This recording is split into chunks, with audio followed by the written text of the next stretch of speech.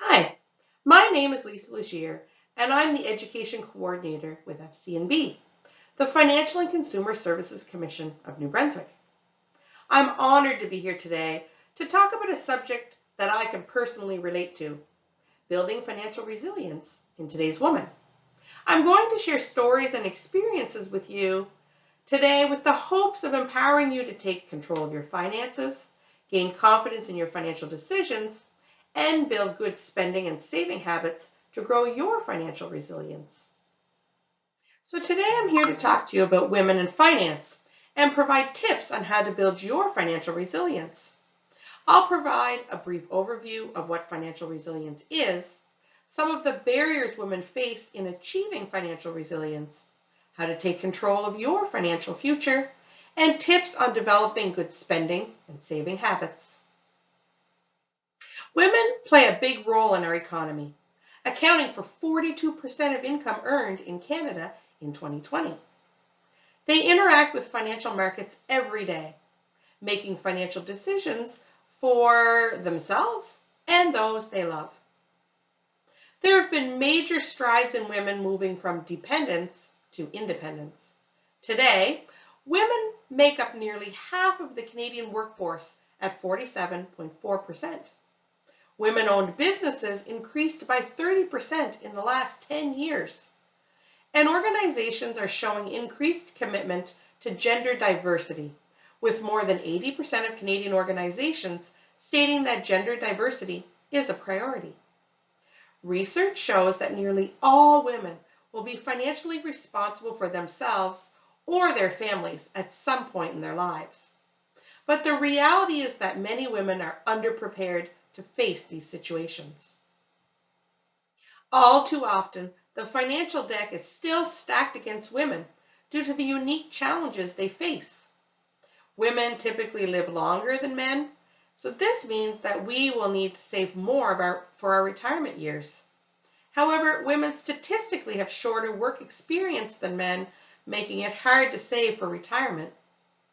Women will likely need to take a break from their work to act as caregivers at some point in their life, whether that be for children or aging parents. Think for a moment about the number of years a woman may be out of the workforce or making less income. A woman in their 20s and 30s could take 2 to 8 years to care for young children. A woman in her 40s and 50s may decrease work hours to care for aging parents. A woman in her 60s could exit the workforce early to care for grandkids or an aging spouse. Of course, men also make many sacrifices for family, but they don't tend to have the same financial consequences. The COVID-19 pandemic is a key example of this. It dramatically impacted women as they bore the brunt of child-rearing responsibilities during school and daycare closures and caregiving responsibilities. In the first 2 months of the pandemic alone, the percentage of women who participated in Canada's workforce dropped 5.7%. 1.5 million women lost their jobs. Another barrier for women is the gender wage gap. Although there are many strides being taken to close the gender wage gap, statistics show that women are still underpaid compared to men.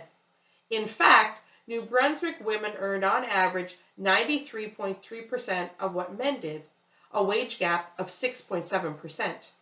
And while organizations are committed to making progress in terms of diversity in their workplace, women are still underrepresented in non-entry-level positions.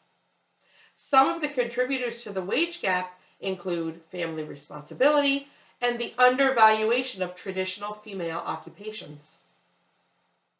Research shows the gender gap widens further for women within marginalized communities. The Canadian Women's Foundation issued a report on the gender wage gap based on Census 2016 data that shows that Indigenous women working full-time, full year, earn an average of 35% less than non-Indigenous men. Racialized women working full-time, full year, earn an average of 33% less than non-racialized men. Newcomer women working full-time full year earn an average of 29% less than non-newcomer men. Women with disabilities have lower incomes compared to women without disabilities and men with or without disabilities. Statistics Canada reported a difference of more than 17% in the personal income of women with disabilities compared to men with disabilities. So, why are we concerned with the financial well-being of New Brunswick women? As the province's financial services regulator, we inform, educate, and protect over 800,000 consumers through regulation and financial education, and we regulate 36,000 industry participants who make their living working with New Brunswickers' money. We provide New Brunswickers with the knowledge, skills, and confidence to make informed spending and investing decisions through unbiased information.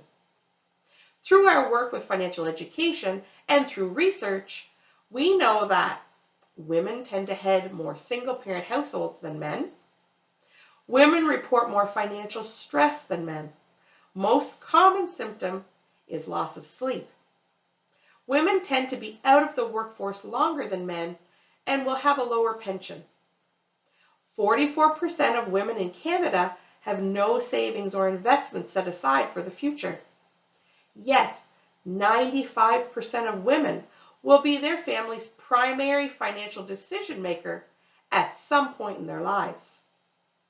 Our goal is to build educational resources to help empower more women of all communities on the road to financial resilience.